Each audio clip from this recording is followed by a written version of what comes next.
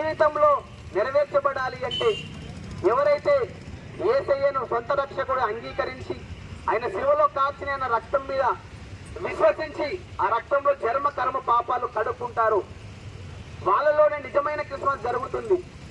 ఆ రక్తమందు విశ్వసించిన వారికి మాత్రమే మోక్షం సిద్ధిస్తుంది. బైబిల్ చెప్తా ఉంది మాటలన్నిటినీ. నమ్మిన వారికి పరలోక రాజ్యం, నమ్మని వారికి నరకం తథ్యమని. కనుక కుల మతాలకు అతీతంగా ఈ క్రిస్మస్ పండుగను అందరూ జరుపుకుంటున్నారు. ఆ నిజ క్రిస్మస్ మనలో జరగాలి అంటే 2000 సంవత్సరాల క్రితం పుట్టినటువంటి యేసయ్య నా కొరకే జన్మించాడు, నా కొరకే మరణించాడు, ఆయన శిలువలో రక్తం కార్చింది నా కొరకే, ఆ రక్తంలో నా జన్మ కర్మ పాపాలు పోతాయని విశ్వసించి నమ్మి బాప్తిజం పొందిన వాడు రక్షింపబడతారు. ఆ విశ్వాసం మీకు కలుగును గాకని ప్రకటిస్తున్నాను ఈ సువార్తను. నమ్మండి, మీరును మీ ఇంటి వారు రక్షింపబడతారు. చిన్న ప్రార్థన చేసుకుందాం.